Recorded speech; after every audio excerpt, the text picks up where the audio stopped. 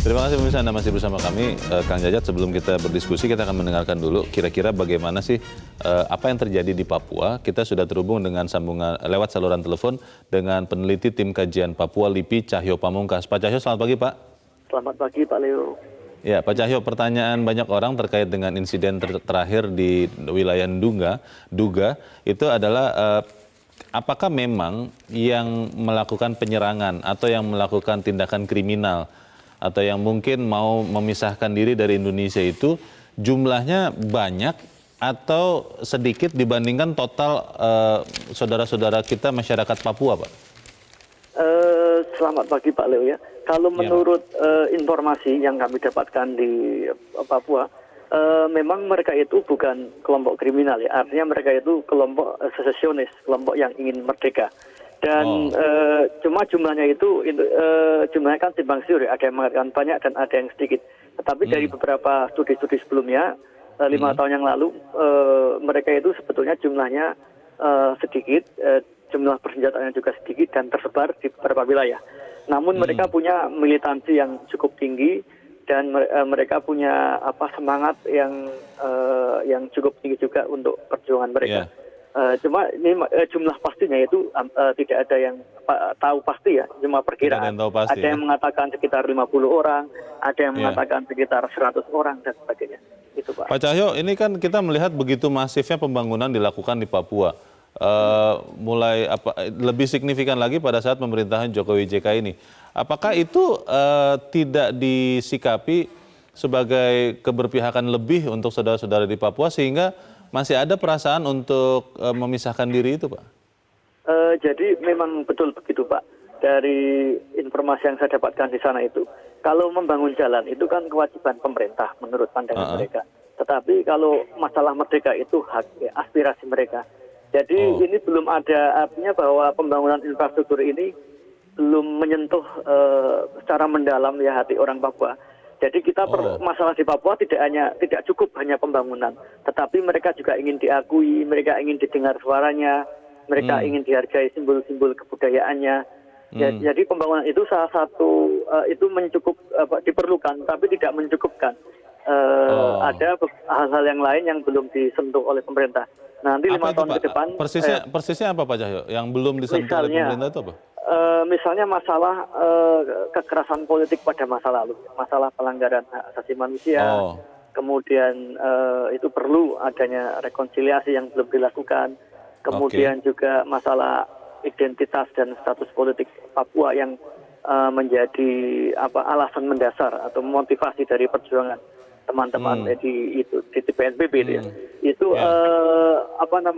pemerintah ke depan saya kira diharapkan untuk bisa mengatasi masalah, misalnya masalah HAM, masalah human rights, kemudian juga masalah infrastruktur sosial yang belum selesai, masalah pendidikan, masalah kesehatan, pemberdayaan ekonomi dan lain-lain. Itu masih banyak PR yang harus dilakukan di Papua. Pak Cahyo, cara terbaik untuk menyentuh hati saudara-saudara kita orang Papua ini, ada yang mengatakan adalah lewat orang-orang yang dihormati oleh mereka. Mungkin di sini adalah ketua-ketua suku atau kemudian pendeta ataupun pastor yang memang ada rohaniawan di sana.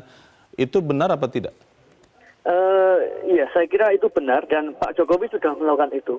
Pada bulan Agustus tahun 2017, Pak Jokowi telah mengundang tokoh-tokoh masyarakat dan beliau kemudian menyetujui gagasan dialog sektoral. Bahkan Pak Jokowi sudah menunjuk person in charge untuk melakukan dialog sektoral antara pemerintah dan masyarakat Papua. Yaitu ada Pak Wiranto, ada Pak Teten Mas Duki, dan ada Pater Neles Sebai, koordinator jaringan Damai Papua.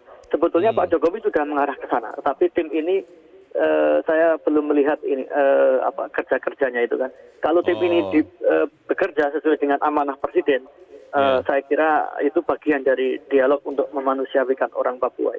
Baik, terakhir singkat saja mungkin Pak Cahyo, kalau melihat yang terjadi insiden itu, langkah pemerintah yang tetap melakukan pembangunan di Papua itu tepat atau kurang tepat? Nah, sebelum melakukan pembangunan, pemerintah harus mendengarkan aspirasi orang Papua. Misalnya, apakah mereka butuh jalan seperti apa yang dibutuhkan. Jangan-jangan orang Papua itu hanya butuh pembangunan yang secukupnya saja. Jadi aspirasi ataupun gagasan-gagasan atau inisiatif-inisiatif pembangunan itu pemerintah harus betul-betul mendengarkan suara dari orang asli Papua. Oke. Baik, terima kasih Pak Cahyo Pamungkas sudah memberikan informasi yang banyak sekali untuk kita pagi ini. Selamat pagi Pak Cahyo. Terima kasih Pak Leo, selamat pagi. Selamat pagi Pak. Kang Jajat, kalau melihat ini berarti sebetulnya apa ya, pendekatan sosial mungkin yang masih belum terlalu efektif atau bagaimana? Saya kira memang ini kompleks ya problem Papua itu. Artinya begini, berkali-kali dilakukan upaya dari mulai Gus Dur, ini kita bicara reformasi ya. Iya. Bahkan kalau tidak salah Gus Dur merayakan tahun baru di sana. Iya. Pak berikutnya juga seperti itu, Pak SBY, Pak Jokowi bahkan ada 7 atau 8 kali ke sana. Sekali. Ya, sering sekali dan dibangun infrastruktur yang masif, tapi kok tetap ada gejolak. Betul. Nah, saya pikir pasti ada sesuatu. Nah, sesuatu itu menurut saya harus dicari dan ketemu, dan itu memang yang harus diselesaikan. Menarik tadi kalau kita dengar Pak Cahyo itu. Iya. Jangan-jangan Papua memang tidak membutuhkan infrastruktur yang masif, tetapi secukupnya saja. Ya. Itu buat kita agak aneh ya, tetapi apakah memang betul seperti itu? Misalnya soal-soal yang Anda tanyakan tadi menyangkut sosial, di sana sudah ada selain politik bahkan, selain DPRP, Dewan Perwakilan Rakyat Papua, juga ada Majelis Rakyat Papua yang kedudukannya setara. Juga ada Majelis Adat, Ketua Dewan Adat juga di sana. Artinya kalau dari sisi itu, politiknya terwadahi DPRD, sosialnya tadi ada Majelis Rakyat, kemudian dari sisi budayanya ada Majelis Adat.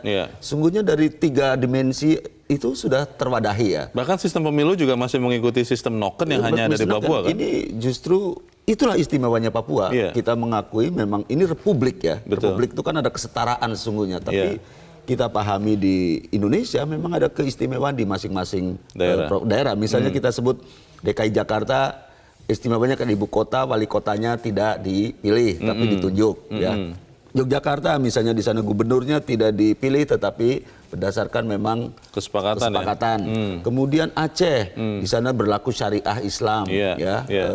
Papua jauh lebih dibandingkan yang lain-lain karena ada pemilihan tapi ada sistem noken. Gitu, misalnya. Kemudian setahu saya yang boleh menjadi pemimpin di daerah adalah putra asli daerah. Itu keistimewaan yang merupakan memang bagian dari, pasti ini kaitannya dengan historis, sejarah yang nggak bisa dilepaskan, yang itu mestinya memang menyelesaikan atau solusi dari apa yang sekarang mengemuka. Dari sekian banyak ini memang Papua yang belum selesai ya. Tadi saya sebetulnya ingin bertanya lagi, cuma kita sudah selesai dengan Pak Cahyo tentang dosa masa lalu. Itu kan tadi dikatakan. Nah, pertanyaan saya kan begini Kang Jajat.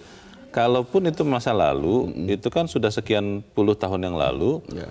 Orang Papua yang merasakan langsung kan mungkin juga sudah tidak ada lagi begitu ya. Apakah memang dosa masa lalu atau kebencian masa lalu itu memang diwariskan? Ya, masa silam itu sesuatu yang tidak bisa kita tolak ya. Tapi kan memang kita mestinya melihatnya ke depan. Nah, tapi dari berbagai tulisan, misalnya Pak Freddy Numberi dulu kan Menteri Kelautan yang berasal juga dari Papua. Itu salah satu aspek yang selalu dikemukakan soal masa lalu itu juga. DOM, Daerah Operasi Militer zaman Orde Baru, yang buat mereka waktu itu rakyat menjadi korban.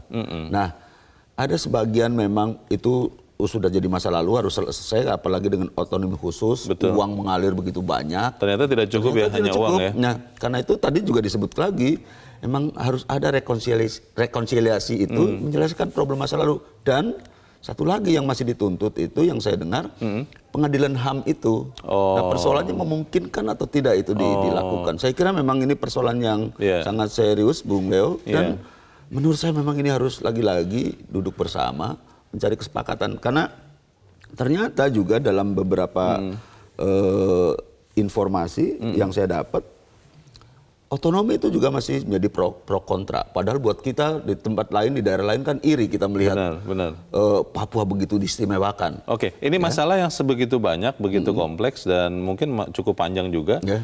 Kira-kira apa yang masih bisa kita lakukan dalam waktu segera untuk kemudian meredakan ketegangan sosial ini? Akan kita bahas di bagian berikut, Kang Jajat, dan pemirsa tetap bersama kami.